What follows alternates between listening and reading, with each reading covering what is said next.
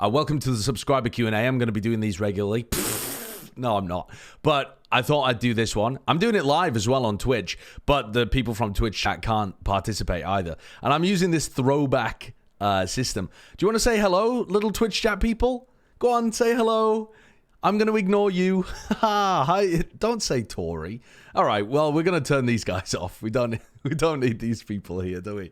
So I've picked out 11 questions because the last time I did this was in February 2021. But I've then picked out another 8 that I'm going to do another time and another 12 after that or something. So there's a bunch of different questions here. If you've submitted them, well, if you're a subscriber, you can submit them in the sub Q&A channel. I'll probably never do them. Let's be real. It's taken me 2.5 years to get to this episode, which I'm not sure whether it's 13 or whatever. So the first, when I announced that the subscriber Q&A was coming back, there was one question that was at the top of everyone's mind. And Uberchain asked it first. She said, where is the mod's money? And this was asked probably about 20 times, maybe more. And I can now officially confirm the moderators have been paid. Woohoo! Celebrate good times. Okay, it was like 35 quid each. So it wasn't a lot of money, but we'll try to do more things on my stream where some proceeds go to the mods. I'm thinking about doing it today for Baldur's Gate 3. One of the other questions that was asked a lot was also posed by Meth. Did you get Beth the Skeleton? And the answer to that is no. Beth does not have a skeleton. Beth really wanted a 12-foot tall skeleton. If you remember, that was a meme from my channel 2 years ago. If you don't remember, I don't blame you because it was a long time ago. However, Beth did recently just buy a taxidermy mouse. She loves dead shit. She tried to take home a sheep's spine while we were on holiday, and then a dog stole it. And now we have a taxidermy mouse in the house. And it's not just a taxidermy mouse. It's a taxidermy mouse that's, his tail is holding a bottle of Jack Daniels. And his, like, arm is holding, I think, another bottle of Jack Daniels or, like, Johnny Walker or something like that. And the mouse is like, so she's called it Barney. She's called the mouse Barney. And I'm hoping that more taxidermy does not enter the house. Third question from Priest Plays says, what new guitar did you buy? This was from ages ago. I haven't even been playing the new guitar, but it's beautiful. It's a mahogany guitar, has a lovely sound, and I've recently just started growing my nails back as well. Look at these little fuckers. I actually look like I have nails on my hand again. You can't even really see, but I normally bite the shit out of my nails, and I've stopped biting them for like the last 3 months or something like that, maybe a bit longer.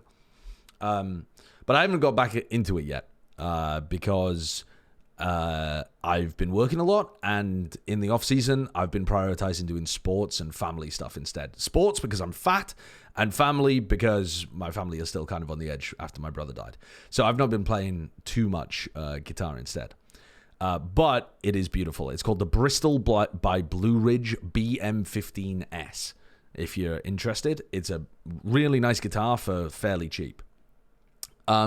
Helix said, will you ever play Magic the Gathering on stream?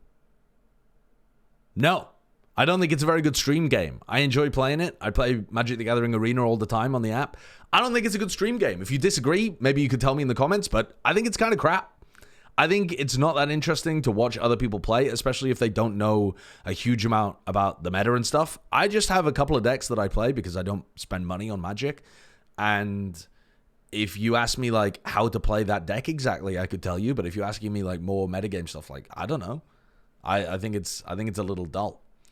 Samirius said, hi, Sideshow. Do you have any life tips to pass on to your faithful disciples? I don't know whether this was even serious or not, but I'm going to act as if it was serious. Yeah, I got some life tips. You want some life advice? Stay in school, don't do drugs. Or, you know, well, actually, no, I can't say that, otherwise the video will get demonetized, but sure. All right, if you want some actual life advice.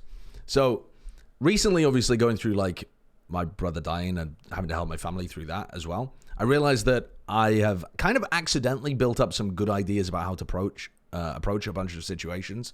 Not deliberately, just by the kind of stuff that I've already gone through with like med school and having to travel and all of that kind of stuff. So here's a rough order of things that I think, because I've been thinking about this quite a lot. I was thinking about doing like a full video about some of these things. And one of the reasons why I wanted to do this video is not because I think that I have like the perfect read on life or anything like that, but because I noticed that some of my other family members had not like set up very good systems for them to deal with things, and they hadn't done very much like introspective thinking about how they would deal with a situation that was traumatic to them. So it really caught them, like blindsided them and knocked them on their ass. And I was kind of, reflecting on why I was able to cope a lot better than they were. And I think some of this kind of stuff is why. And not just in that kind of situation. Obviously, I hope none of you go through what I went through, but there'll be other things, other challenges in your life. So one of the things that I find to be the largest factor to why I'm happy, genuinely a happy person, is that I think the famous phrase is something like, don't attribute to malice what could be attributed to ignorance instead. So basically, don't assume that people are cunts just because they're stupid, right? Is how you could sum that up.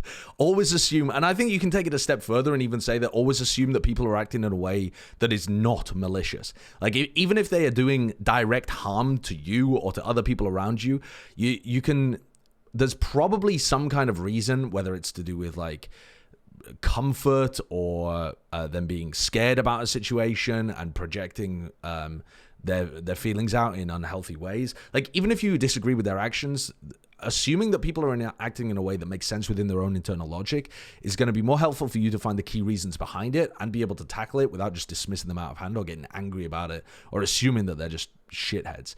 And I think this is generally just called like a principle of charity, if you're looking at how it's used in like arguments and stuff, is that, if you disagree with somebody about something, try to take what they're saying in the best possible way for them.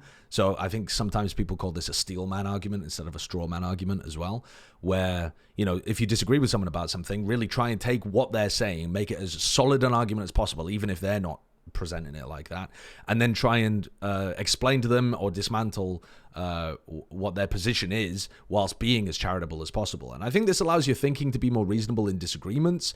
I think it strengthens your thinking and your positions, and I think it makes you treat people with more kindness by assuming that they're not just out to get you all the time. And I think having a mentality of like assuming the world's against you is a bit of a self-fulfilling prophecy too, rather than just thinking that, mostly people are just selfish and doing their own stuff, and they're not maliciously selfish, but they're just kind of existing within their own bubble. And once you figure out like how you can influence that bubble to your benefit, then they're going to act in better ways because you're aligning yourself with their self-interest as well.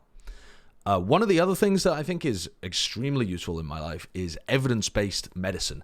When I went to medical school, one of the classes I hated the most was this fucking course called EBM, which was called Evidence-Based Medicine. And it was basically just like, it was so annoying. It was just a stats class where all we did was learn about how to analyze things and actually look critically at the evidence base behind things, rather than just taking the textbooks by their word or something. And it's not necessarily the statistics or the data part of this that's been helpful for me, but more so just thinking about general things. Like, I've noticed in my life that when I talk to people about things, other people don't do very much fact checking in their day-to-day life. I am constantly doing it. Like, we were having like to give you the most banal, basic, tiny example, we were having a discussion in the car about a song that we'd listened to for ages. And, my sister was like, what are the lyrics here? Like, isn't it this? And then my mum was like, no, I think it's this. And my dad was like, I think it's this. And I'm like, I'm just going to look it up.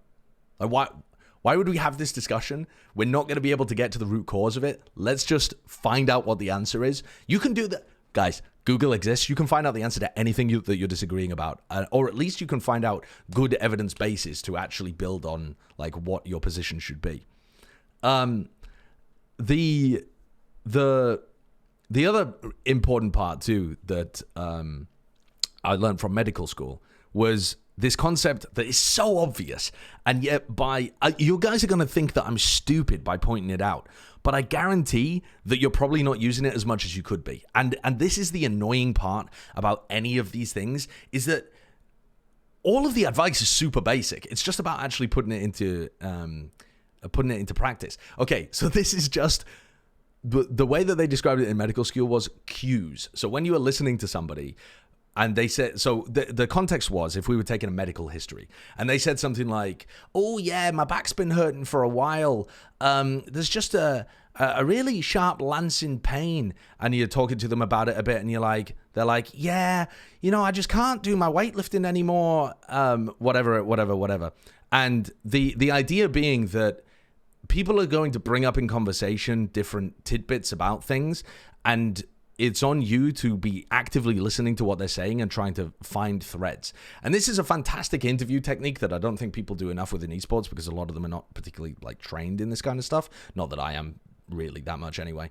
But for example, in an esports perspective, you might have a situation where someone's discussing being dropped from a team and saying they're talking about it for a long time, and then they just have a throwaway sentence, something like, and the atmosphere wasn't that great anyway, but the more important thing was the contract and what we're doing, etc., etc., etc. And having the ability to pick up in the middle of that sentence that little cue of the atmosphere not being great, and then pulling it out and turning that into an entire topic that you can discuss. You can use that if you're dating somebody as well. If they just, mention something, they're like, oh yeah, I was on my way back from tennis and I ran into this guy, and they tell you a big story about the guy, and you don't have anything interesting to talk about with regards to their conversation with that guy. You could say, oh, I didn't realize you played tennis. Picking up on the little cues essentially while listening to people. And I know that sounds so basic, but I promise you can always be doing it more than you think. And it's so helpful for actually having genuine, useful social interactions with people, where you're not just allowing them to dictate the conversation, you're being able to pull your own threads around as well. And another one that's related is learning how other people think, because it's probably not the same as how you think. And one of the examples that I think about a lot is that when other people come to me with their issues, really it's like classic man brain from what I understand as well. But my immediate reaction is to offer a solution. And that works great in situations where it's like workplace environment. But if someone's just having a shit day, they don't want to be told what the solution to their shit day is most of the time. They're looking for empathy, and they're looking for a bit of compassion. They're not looking for you probably should have planned for that better, or whatever. Or next time you should probably do this. It's just not useful. So learning how other people think about things and how you can respond to them to get the most positive outcomes is really, really useful. One of the other ones, too, that I've been working through with my sister, who's going off to university, is a concept that we would, again, from med school, but is used all over the place in all sorts of different workplace environments as well, that you may have heard of. It's just called smart feedback, which is a way of giving feedback, or a way of giving yourself feedback as well, which is important, I think, because you should be reflecting on what you're doing a lot and trying to give yourself feedback about work, about your personality, about the way that you interact with people, that kind of thing. And the smart feedback, the smart part of it is that the idea is that the feedback should be specific, measurable, actionable, relevant, and time sensitive. And to go kind of roughly through each one of these, it's specific. It has to be literally based on the problem that you are having. Measurable, you don't want to just say something vague. You want to be able to measure whether or not it worked at the end of it. So it has to be something that you can actually test, like a hypothesis towards the end. Actionable, are you actually going to be able to accomplish this? Is this some piece of feedback that's just do better, forehead? I mean, that would also not be really measurable, but I'm unfit, therefore my feedback is learn how to climb Everest. That's obviously not actionable. You're not going to be able to do that. So make your feedback a bit better that you're going to be able to actually complete that. Relevant to the topic at hand as well.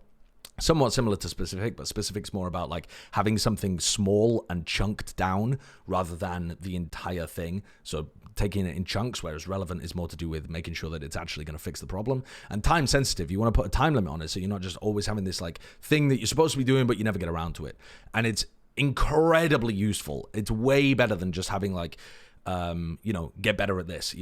Breaking things down into chunks that are smart is way better for you. And there's a bunch of other stuff as well, but I'm thinking about making a video, and this is already getting a bit too long. All right, Messenger1 said, next question. How do you plead to charges of fraud relating to false advertising regarding this channel and Karaoke with Johnny? Well, first of all, I believe I have addressed the fraud related to the false advertising of the sub Q&A. I'm doing a sub Q&A, therefore not false advertising. Did it take me 2.5 years to get around to it?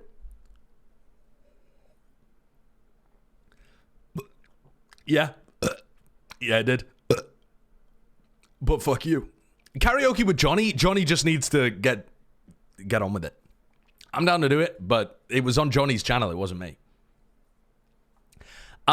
Helix says, will you ever release some poker-related content? No, I'm not good enough at poker. I enjoy playing it, but it is me that is consuming the poker-related content at the moment.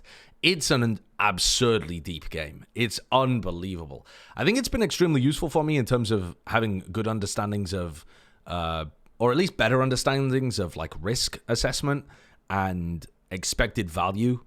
Just an incredibly useful model for the way that you think about situations that aren't binary. Like, either one thing will happen or the other thing will happen, and you can dictate which one occurs. Like, if there's some chance involved in it, or there's some risk reward, then having a concept of EV that is really important in poker is really useful for your day-to-day life.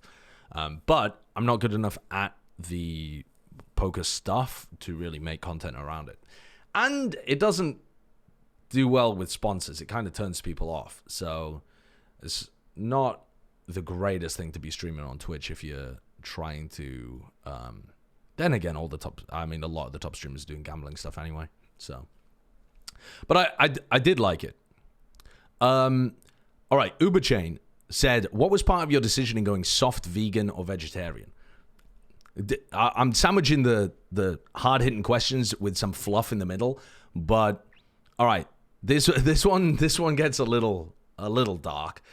I was reflecting on the fact that even just a couple of generations ago, this is the specific time of period that I was thinking about was a couple generations ago, but one could reasonably apply this to every point in history, including this time, which is kind of the point of why I'm bringing it up, which is that when you're learning about, like, history in school, you're like, how could people do that? How could normal people just go about their lives committing such atrocities and thinking that it was normal? And then you think a bit deeper about it and you're like, I'm probably doing that. I'm probably doing a lot of awful shit all the time and just thinking that it's perfectly normal. And people are not going to look back on that particularly kindly in the future, are they? And so I thought to myself, like, and this was many, many years ago, by the way. I thought to myself, like, what kind of appalling shit am I doing on a day-to-day basis that I think is just normalized? And there's, like, some small stuff, but the two things that really stood out to me, and I don't mean this in the sense of downplaying other issues, which are super important as well, but these stood out to me as being, within my life experience up to that point, completely and utterly normalized. And, like, they weren't even issues that people would discuss around me whatsoever. And one was just climate change and the response to it, because there's a lot of people that don't give a shit about it whatsoever. So that was one aspect of it that I've tried to work on a little. But the other one was animal cruelty in the food industry, essentially. And it's just so normalized. Like, if you talk to people about eating meat, they're just like, yeah, I know that they get slaughtered and I wouldn't want to do it myself and I don't want to go and watch it, but, like, it's tasty. And I was like, that doesn't seem like a good enough justification. Because I agree, it's tasty. But other things are tasty too. And I think that is too much of a, like, that's just too much of a powerful person abuses smaller people in order to enjoy themselves kind of vibe. Except instead of being people, it's other sentient creatures that aren't human. So, I mean, yeah, I've got a squeaky eye. That's from all the vegetables. So, yeah, the decision was purely ethical. I still love the taste of meat, and I will still occasionally eat meat, but not very often, maybe If I get an order, if I order some food and they get the order wrong and it comes to me and it has meat, I'll still eat it rather than discarding the food. Like recently, my family were extremely excited to have a barbecue, and I didn't want to impose on them too much, so I brought some veggie stuff as well. But I had a bit of the lamb that my dad had cooked because he was excited for me to try it because he knows that I love it. So, but every few months or something, I'll eat a bit of meat. And the reason that I haven't gone hardcore on it is because and kind of this ties into the climate change stuff as well, is I'm pretty damn confident that there is no ethical consumption under capitalism, but I don't believe that you follow that train of thought to, so I should just not try. Like, I feel like there's a big thing in esports right now about ethical money as well, and the fact that you really can't get any ethical money within esports. Like, there's a large amount of Saudi Arabian money coming in, large amount of Chinese money coming in. China has investments already in a ton of different companies, including Riot as well, right? It's just owned by Tencent. But I don't think that just because things are inherently unethical, that there is simply a binary between ethical and unethical. There's obviously a massive spectrum there of how much harm certain decisions can cause. And so my guiding principle has just been to minimize as much harm as I can. And so that's the approach that I've gone for with the vegan vegetarian stuff as well, is just minimizing it. So, I used to eat a bit more meat. Now I barely eat any. And we're just minimizing as much as we can. Pushing towards ethical as much as we can. Rather than... But, I mean, you could counterpoint that with, well, why don't you just cut it out completely? But I think the core issue there is that if I have such a hardline stance on that, there are so many other things in my life that are also similar. Like there's fashion, and there's how phones are made, and electronics, and the way in which we get our energy, and all sorts of different things. And I don't want to go and live in the woods. I still would like to participate in society. And so I don't want to commit myself to hard lines. I want to try to minimize in areas that make the most sense and minimize the most amount of harm, ideally. And I think a lot of it is just difficult to even know as a consumer where these kind of unethical practices are coming from, or in what way they intersect within your life. All right, here's his final 3 questions. First of all, Exene says, what's pushing you to organize, streamline, and create new content? For example, the new Valorant channel and reviving the Q&A. Well, interesting you asked. Well, I think that content creation is an insanely good safety net for me to have in case things go badly within the esports world, or in case I get fired, or in case Valorant dies, or, whatever reason.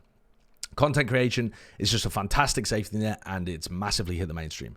Specifically, YouTube is where you want to be. Twitch is pretty good, and I still enjoy streaming on Twitch, but having a big YouTube subscriber base where people watch your videos is the most important area to be successful at, in my opinion, because it translates the best into other success and other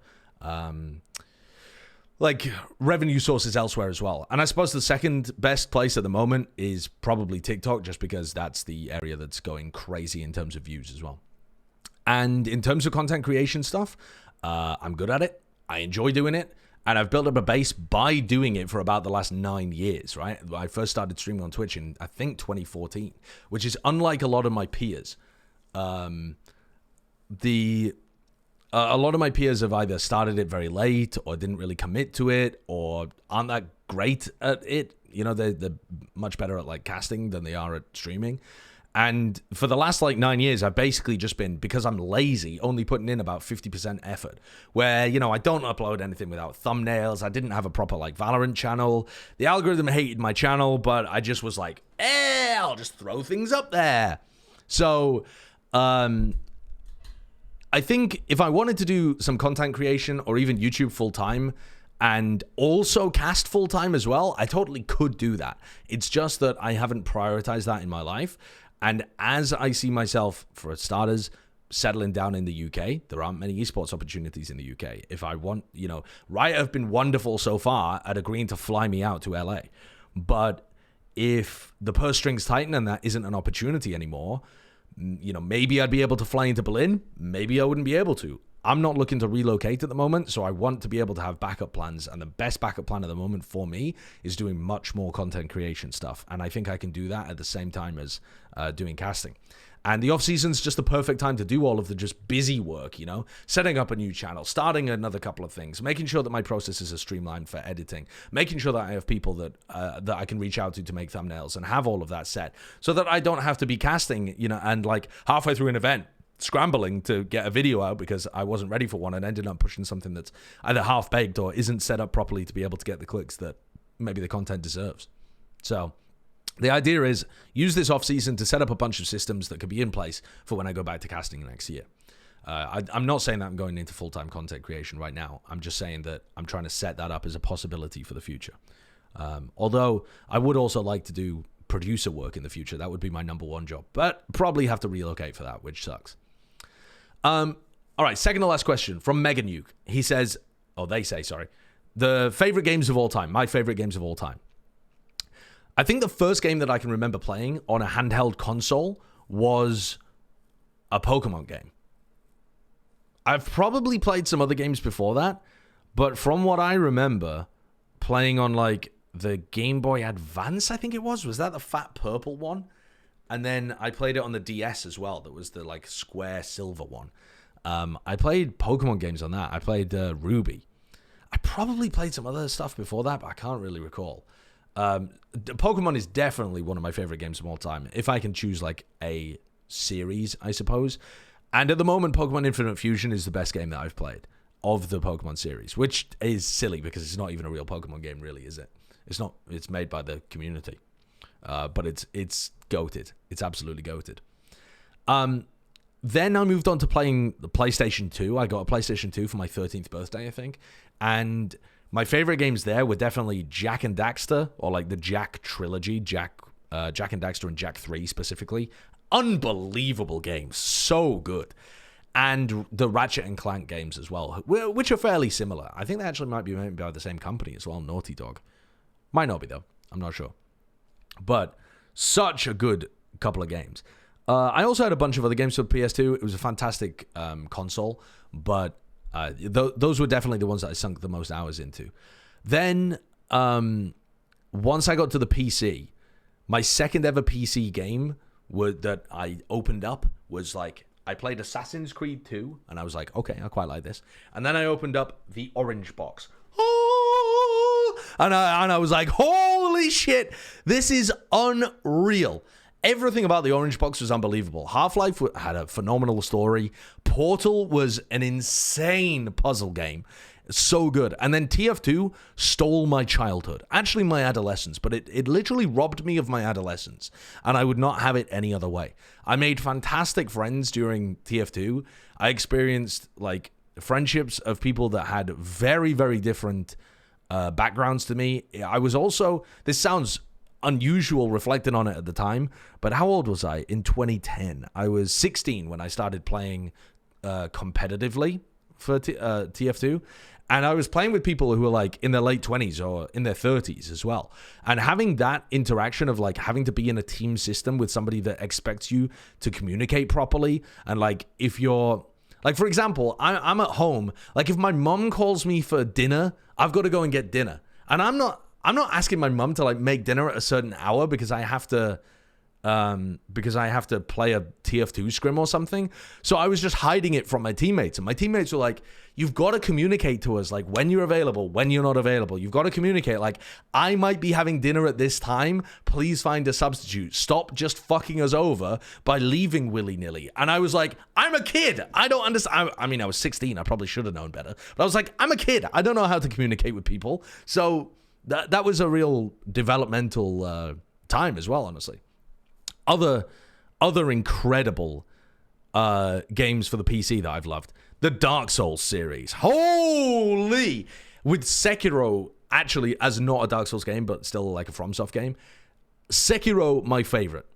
Sekiro is outrageously good. And the other Dark Souls games are also fantastic. But Sekiro, I think, to me, takes the biscuit. I also really enjoyed, I played a bunch of horror games many years back. Outlast. What a game. If you haven't played it and you like horror games, Outlast is amazing. And 2 final shout-outs for PC games. Minecraft. Didn't play it for years. Didn't think it was a good game. I was so wrong. And Valorant. Genuinely, not just because I work in the game, I'm obsessed with Valorant. I fucking love that game. I think a game hasn't really hooked me in terms of wanting to play it competitively as much as Valorant since TF2. And yeah, love that shit. Also love that they pay me, but I would still be playing it even if they weren't. And final one. Final question for this subscriber Q&A, possibly number 13. Viking Loco says, on a scale of 1 to 10, how Tory are you? So I took a quiz. To find out how Tory am I. It's called, I don't know how valid this website is, by the way, because it also doesn't tell you exactly, it doesn't break, let me bring it up anyway. Okay, so hello little Twitch frogs on the side as well. So this is the website that I used. It's called britain'schoice.uk. And instead of just putting you into like, you know, Tory or Labour or whatever, this is not my results. This is the expected groups. So what they found out was that there's about 7 different groups that you could lump people into based on what they believe in. And, you know, it goes all the way from backbone conservatives, which is very Tory. Disengaged traditionalists, I would say still Tory. Loyal nationals, probably still Tory. I'm not sure what established liberals necessarily means.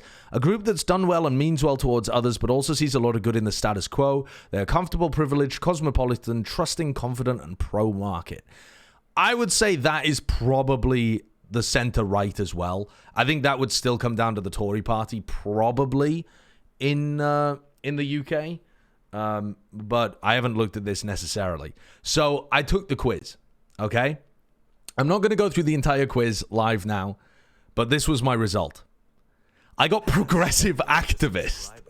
I got Joe Armstrong, thanks to the Prime. I got the exact opposite of a Tory. I got the exact opposite. I didn't lie. I just got the opposite. I don't know what to tell you. I got the opposite of the Tory. You can spam lies all you want, but what more do you want from me? I didn't cheat. I didn't retake it. It's just my result. This was just this isn't even like, if you actually look at the wait, where is it? Is it this one? If you actually look at their definition, I would not class myself as this necessarily, but this is what it said. A vocal group for whom politics is at the core of their identity. I wouldn't say politics is at the core of my identity.